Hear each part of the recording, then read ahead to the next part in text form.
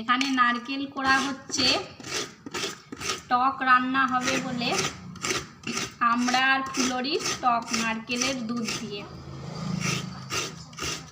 এখানে নারকেলের দুধ বার করব বলে নারকেলটা গরম জলের মধ্যে দিয়ে দিচ্ছি। গ্যাসটা অফ করে দেব। এবার কিছুক্ষণের জন্যে চাপা দিয়ে রেখে দেব। আমরা টক করব, প্রথমে গরম তেলেই পেঁয়াজ কুচিগুলো দিয়ে দেব। ভালো করে পেঁয়াজটাকে একটু লাল করে নেব।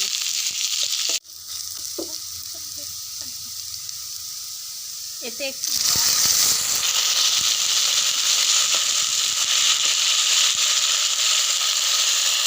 হলুদ গুঁড়ো, লঙ্কা গুঁড়ো আর নুন দিয়ে দেব। দিয়ে মশলাটাকে ভালো করে কষিয়ে নেব।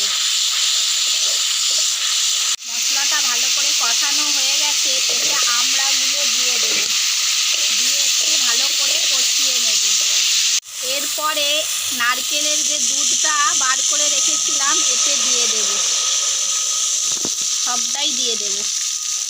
একটা গোটা নারকেলের দুধই দিয়ে দেব। এটাকে চাপা দিয়ে ফুটতে দেব যতক্ষণ না ফুটে আমড়াটা সেদ্ধ হয়ে যায়।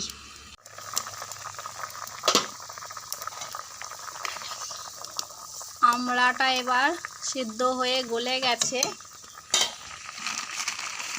এতে এই ফুলরিগুলো দিয়ে দেব।